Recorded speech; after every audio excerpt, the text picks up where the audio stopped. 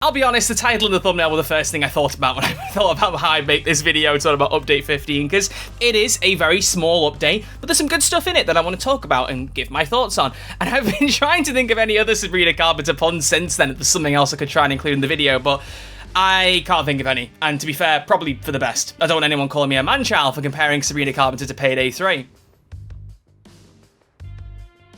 Anyway, today, as I said, we're talking about Payday 3 Update 15, the latest update to come to Payday 3, and thankfully, one that came a lot quicker after its predecessor than, well, the previous one. We only had roughly a month's wait, even with a week's delay from the original release date for this update, so it's been a really nice thing to see such a fast turnaround. Could that be because the plan agreement has come to an end and that gives less red tape for Starbreeze to operate around? Maybe. Could it be that because the update was smaller, it took less time to get it finished and turned around and they'd already been working on it before the last update was even released? Also possible too. Whatever it is, I'm just glad to see maybe a bit more consistency in updates. I just hope that it carries on. As I've said, consistency is key with live service games, and if they can maintain it, that's already a big step in the right direction. But as per the last few update videos, I'm going to have a go of some of the stuff and chat to you while we're going through it, just to give you my thoughts on everything in the update, which to surmise was only a couple of things actually. We have a new weapon, the Spearfish 1895. It is a lever action rifle, as you can see here. I've tried to make it look like a fancy Red Dead Redemption 2 gun with a little suppressor on, so it's handy for stealth, but it's quite fun to use. I mean,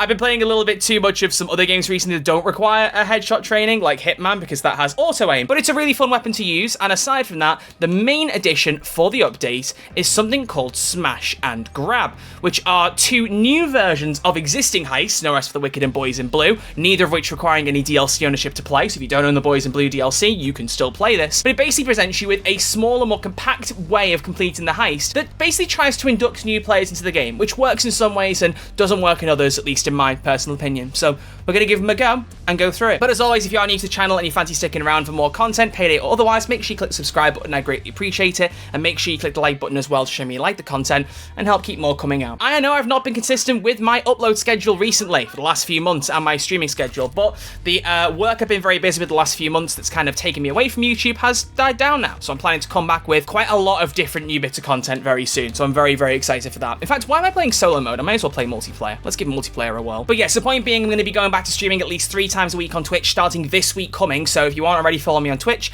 head to twitch.tv/RedArcherLive, go drop me a follow, I'd greatly appreciate it. And the Sonic 06 video is going to be the first of the non-Payday videos I said I was going to put out that I promised months ago. The first draft is finally done. I'm going to get it finished off this week, and it will go out first to channel members. So if you fancy seeing me play the heavily agreed upon worst Sonic game of all time, you want to see my opening reaction to the first few hours and me pulling my hair out at the broken physics of that game, feel free to try being a member and you can have a go of looking at that early when it goes out, hopefully by the end of this week, and it'll go out shortly after to everyone else. But let's get into it. Let's see what we have here. I think I'll host the heist, and that way people can just slip in once they find the job. So we're going to go with the bank one first. So we're going to go with No Rest for the Wicked. I think No Rest for the Wicked's the best execution of the loud bit. I think it's a really good way to get people inducted into Payday, especially because it kind of gives me vibes of the Payday 2 demo from the Xbox 360, where all you could play was the bank heist. That was it. You could just go in, rob the bank, nice and quick, get out and do it as many times as you wanted without buying the full game. It kind of evokes that feeling from me, which I wonder if is what they were going for to begin with, although I think it works much better in loud than it does in stealth. We will get to stealth in a little bit, but I think the loud version of both of these heists work really well. Stealth, pretty well for the Boys in Blue one, not so well, I think, for the No Rest for the Wicked one. There have been a few quality of life changes, though, which I may as well leave with before we get into the actual map. One thing is that pre-planning favors now do not get used multiple times upon restart. So typically, until now, when you picked a pre-planning favor, if you restarted the heist while you were in it, it would use another one of those favors, which by this point, I thought it was an intentional choice, but based on the patch notes, it seems like that was never intended. So for the last nearly 2 years, it's been slowly pulling away at your favors when that wasn't the intended thing. So, you know, a bit rough that it lasted that long if it wasn't intentional, but I'm glad it's fixed now. As I've said a lot of the times, it's better late than never, even if it should have been a little bit quicker. But that's a really cool twist, as well as some of the changes to UI, which we can get into right now based on the countdown. For one thing, as you get in, you get this brand new crime netty screen, which I really, really like. So instead of a kind of blurred picture of the heist, you've got an actual crime net screen explaining it, and then you go straight in from there. I mean, there is normally the intro, but obviously that's been auto-skipped. And as you can see, me and Darth Drip here in the chat, you can see Darth Drip's loadout is visible on my screen now. They've finally given me the ability to see what is in my teammates' loadout. It took a while, but we got there in the end, and I'm very happy that we did. Now to try and pick up a key card. This is going to be interesting. Boop. I'm going to try and do it in stealth. I mean, if we can do it in stealth, that's great. The stealth for this, if you're not on the max difficulty, I think is really good. I know I said earlier stealth is the biggest letdown, and I stand by that, but if you're playing on lower difficulties, it's really easy to do, because literally I can just wait for this camera to move past, go right for the door, oh, try not to get spotted as I open the bank vault door, and bish bash bosh, we're in. Nice and simple. If you're on overkill difficulty, which I will show you in a little bit, you need to pull someone to the door to have their retinal scan, but they're in the back of the front desk in the main lobby, and you can't grab them without people seeing. So if you're a solo player, I think it's basically next to impossible to get him out. You have to basically crowd control the entire bank, which is a bank that has people constantly going in and out of it. It just makes for a very non-enjoyable experience for doing it in stealth, which I think really is the letdown when you remember the fact that this is built and designed. Someone's got spotted. What level are you? Are you level 22? I'll let you off. I'll let you off. That's fair. Point being, it's meant to be accessible to new players. That's the whole point of Smash and Grab. Because Starbreeze claimed in a blog they put out recently that they don't think viewer onboarding or player onboarding has been going as well as it could be. People are opening the game, giving it a try, but maybe not sticking around for longer than a heist or two. And so their idea, their kind of hypothesis, is if they can create an experience that's fairly easy to play through and quite simple, it gets people more used to how to play the heists and then therefore get more used to the game mechanics and then be more likely to stick around afterwards, which makes sense. It's a very cool idea. And I think they definitely picked two strong heists to do it in. I mean, like I said earlier, if you want to evoke feelings of the Payday 2 Xbox 360 demo, then a bank heist is the perfect way to induct people into Payday 3 and get them to get the feel for the game. This was the first thing people saw when Payday 3 was revealed. It was one of the two heists that we played in the Swedish preview. It's one of those ones that just kind of has been the face of Payday 3's gameplay since launch, and I think that was a good choice. A bank heist is always what you want to lead with in a heisting game. It makes sense. And so you have to remember that when you judge these game modes, even though they know that current players are going to want to play them because it's something else to do in the game, they were designed with new players in mind. That's why the stealth element of it, I think, irks me a little bit more. Because that thing I mentioned of the civilian you have to pull out, you have to bear in mind, this is designed for people to have a go as a new player. Now, granted, yes, it's the hardest difficulty, and perhaps people playing the smash and grab mode, trying to get a feel for the game, are going to jump straight for the highest difficulty. I think you could argue that some absolutely would, but some people won't do that. And you could argue maybe overkill difficulty is more built with current players in mind. If you want a new introduction to Payday 3, play the lower difficulties of that game mode. If you've played it a bit, maybe try the higher difficulties. Sure. But I think when the hard difficulty version of what's meant to be an easier way to play the heist is harder than the actual base way to play the heist, because the smash and grab stealth is easily harder than base and the rest of the wicked stealth on max difficulty. That's when I kind of go, have we got the balancing off ever so slightly? I feel like it's a little bit tricky. I think all it would take is to have the actual guy for the retinal scan a little bit closer over here, maybe standing in a corner here. Maybe you have to get a few people on the ground over here and be a bit stealthy about it, but he's normally stood like right here or right here, and then you've got people behind the desks, people in front of the desks, like, it's just very hard to manage, I feel. But yeah, so like, I'm only criticizing here because I think it could be made slightly better in terms of accessibility, but if the intention was to make Overkill some kind of like elite challenge, people who were already playing the game, then I can't really fault it. I mean, as you can see here, this was very easy to do. We completed it in literally 5 minutes if everyone gets in the van quick enough. Come along, folks. There can be a SWAT van just past the van over there, which I think is only on the hardest or hardest 2 difficulties. That adds extra challenge, especially because on Overkill, you do need to open that truck to get sufficient loot to get out the heist, which, you know, is quite a cool idea. But I think overall, genuinely, it's been a really cool idea to add these more accessible ways to play Payday 3, because again, it's something for current players to try too. Let's try Search and Seizure as well, give this a whirl, probably play on the same difficulty, just give you a bit of an idea of how it all plays and give my thoughts on it. I also do really like that the boys in blue on this Search and Seizure smash and grab doesn't require DLC ownership. I think obviously that could be a double-edged sword, because if people really enjoy this, they may go, there's no point in me buying the DLC because this is fun enough, but those are the chances you take, and initial DLC launch is well in the past now, so the biggest DLC sales they were ever going to get for Boys in Blue are behind them now. That heist itself is now about a year old. Anyway, so while we have a go at Boys in Blue, there was one other thing I wanted to talk about, because the actual commentary in this video is not super long. It may end up being as long or longer, who knows. I know a lot of people have been asking me for my thoughts on Almir Listo leaving Starbreeze. I had quite a few people in my live chat asking about that and in my Discord. Honestly, I was so busy with work when the announcement was made, and I tweeted about it, I've talked about it a bit in my Discord, but I didn't do a video mainly because I wasn't quite sure how to present my feelings on it, because it's terrible. Like, it's a really bad thing for Almir to have left Starbreeze. He's literally the face of Payday, and it definitely has very bad ramifications to the future of Starbreeze if the person that people recognize most as one of Starbreeze's members of staff, who was always the person you could always joke with, the person that people could always have a laugh with, and he was always kind of in on the jokes and in on the memes and made it more fun to be a member of the community. And so for him to be gone, that's a big hole in Starbreeze's community that I don't think they're going to be able to fill, honestly. They've got other members of the community team, wonderful people like Liz and Hauer, who no doubt will continue to do amazing community work, but Almir has always been the face of the company, and I don't know if anyone can ever quite fill that role in the same way. I think it's a real shame. I think if anyone's to earn the time off, it's him. I think he definitely deserves to have some break from Payday, because, you know, when Payday 3 came out, he was the face of a lot of the complaints, because that's a double-edged sword of being the face of the company. When things are going well, you're the one getting the thanks for it, even if other devs should get it too. But then also when things are going wrong, you're also taking the flack for it. You know, it is a double-edged sword. It's great in one way, it's not so good in the other. And when a game has more negatives than positives, as Payday 3 did at launch, he's going to feel that, and that's going to sting. Like, I really do not begin to imagine how bad that was for people like Almir when the game came out. Players say they thought Payday 3 was bad when it came out. Well, how do you think the people making it felt?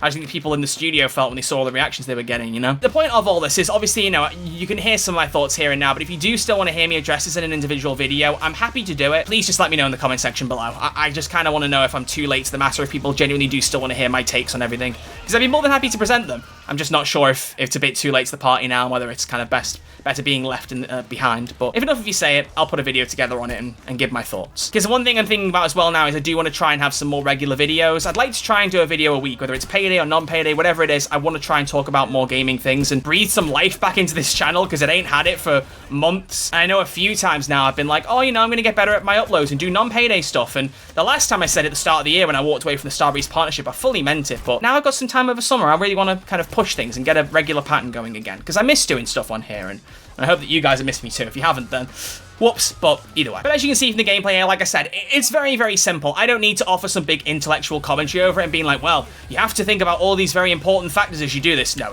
it's very simple. You are searching the cars for bags of coke, you are securing the coke, trying not to get kicked in the face by cloakers, which in every video I'm not very good at, and then you just try and get out as quick as you can. They design these to be kind of like 5 to 10 minute experiences, and I think this one definitely lasts longer. This one's already nearly 4 minutes. If you're quick about it and you have a coordinated team, you can easily take less time than the bank heist, probably, or a similar amount of time. But I think it's certainly getting used to it, looking for locations. You'll probably spend longer in this one than you will in the bank heist version. I think either way you're going to have less than a 10-minute experience though, so if you're looking for that quick fix, this is probably a good way to do it. And there's still little hints of RNG in this one from a question of, you know, where will the cocaine appear, under which tires and which cars. You get a little bit of variance there.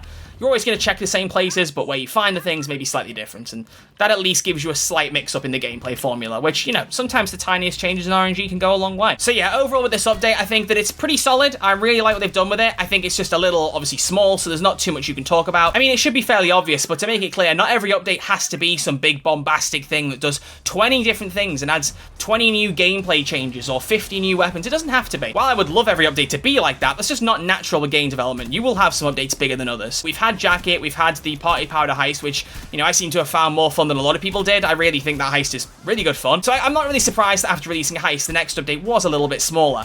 But I mean, technically, depending on how you swing it, you could say we got 2 new heists with this update, even if they were small and even if they were repurposes of existing heists. They technically are still 2 new heists, so 2 new things to play in the gameplay loop, and I think that can't be undersold. Even if they're not completely fresh new heists, there's still something extra you can do. So yeah, I think this is genuinely a pretty solid update. You know, I think it's definitely worth coming back and just checking out something new and playing a different way to play Payday 3, as well as trying the Spearfish rifle. If you're actually good at landing your shots, which I'm getting slowly better at in this video, then you're going to have fun with it. Those kind of lever action weapons where it's a one-shot, one-kill are very satisfying if you're a good shot. But that's the big kicker. You've got to be a good shot. I'm not always, so. Either way, like I said, I'm just going to very briefly show you what I mean by the bank withdrawal solo stealth. Let's switch to our little stealth build. And let's give this a whirl and show you what I mean. Because I just think this is a little bit strange, and it would be a little bit remiss of me to mention it and then not actually showcase it. So you already saw earlier, I basically did the stealth version of this when we did the loud version of the bank heist. Now, in this one now, it's not as simple as red key card straight in. You have to do the ARFID activity, where you're looking for different coloured wires, and you flip the switches, and job done, you get into the bank vault. So next one is white, well, we got one down here. Let's not get spotted, preferably. Flip the white switch. Next up is red. Let's cover some cameras while our guard's there. So with my stealth build now, especially since they added the Armor 2.0 system, I can carry 3 ECM jammers with 2-plate armor, and I also have 3 camera loops. So if you don't have Cerberus core, you can take care of 6 cameras. And fun fact, in this version of the heist, there are only 5 cameras. So you can literally cover them all, and you're sorted. So loop this camera, loop the outside one, job done. Now, as I said, it's not as simple as opening the door, because now you need a retinal scan. And this is where I just feel it's a little bit strange. It's a strange setup. because you've got all these people in the bank. You open this door, and here's our executive. This is the guy whose eyes we need on here. And I just don't understand. To put it bluntly, I don't get what they want from us to be able to make this even a remotely easy experience. So what I'm going to do is do what I think the best way to go about this is, and just kind of show you where I'm coming from. So the most logical thing to me is to shut all of the shutters. It would make sense to shut the bank doors too, but I mean, people are going to come through either way, so I don't even know whether it's worth bothering with that. But if you go to try and do crowd control with everyone in the vault, it's hard to do on your own anyway, just putting it blunt. I think crowd control in Payday 3 is harder than Payday 2, just mainly because you're pressing up on the D-pad. It's not as you don't get as good feedback, I think, on getting people down, because a lot of the time you're not shouting as much, I feel like. Whereas in Payday 2's bank heist, you could kind of get people down in the back area and then very quickly deal with everyone in the front area. I just don't feel like it's quite as simple here. And when you normally do this heist stealth anyway, you don't end up doing that. Hoxton, what are you doing, my boy? What are you doing? Are you good? And I've also noticed, and it might not be in this update, so if I'm wrong, then fair enough, but bodies now get flung... No, they don't. Never mind. I noticed on stream bodies are being flung forward sometimes when I'm back against a wall. Maybe that was unintentional. Because now we're back to the way it should be, with a guard's head shoving through a texture. I feel like I'm just going to try and go straight for the guy, but as soon as you do that, you're going to get spotted. And that's just what makes this a little bit of a rough idea for stealth. Again, especially if they were trying to do different difficulties of an accessible challenge for people to play, if they're expecting new players to also give Overkill a go as one of the first things they do, I just don't think it's balanced very well. So let me show you what I mean now. If I walk in here and try and grab this guy, the person in the back of the desk sees immediately. And so you want to immediately deal with the civvies in here. You want to deal with that guard. So you brain him, get everyone down, and then have you got everyone down? Right, okay. If I manage this now, it's going to be incredibly funny. No, people outside. And as soon as one person sees outside, everyone sees outside. Do you see what I mean? It just very much feels like it's very hard to contain. Once one person sees, it just creates a chain, and maybe as a group with crowd control, you might be able to handle it. But as I argued when No Rest of the Wicked first came out, there was an element with the die packs that wasn't solo player friendly, and it kind of feels like history repeating itself there. Granted, this is a very small critique, but it's still one that I think Starbreeze should try and bear in mind, because I don't love how it's laid out here. Because now I'm in the vault, but it's gone loud, and I've got a stealth build, you know, so it's not great. Either way, those are my thoughts on Update 15 for Payday 3. As it says in the title, it's short and sweet. There's some good stuff here. I really like what they've done with Smash and Grab, despite my complaints about stealth, and the Spearfish rifle is really fun to use. And I also really like the change in the UI, seeing people's loadouts, the crime net screen when you log in. Some good stuff there. There's just not too much to talk about, even though I somehow managed to make about 20 minutes out of it. That was not intentional, but I had things I wanted to talk about, so there you go. Either way, thank you all very much for watching this video. If you have enjoyed it, please make sure you give it a thumbs up, as I've already said, and click subscribe to stay in touch with all future content on the channel. Until then, I'm going to shut this off before someone jumps right through and kicks me in the face. Oh dear. Thank you all for watching. See you all very soon with a brand new video. Look after yourselves. Take it easy.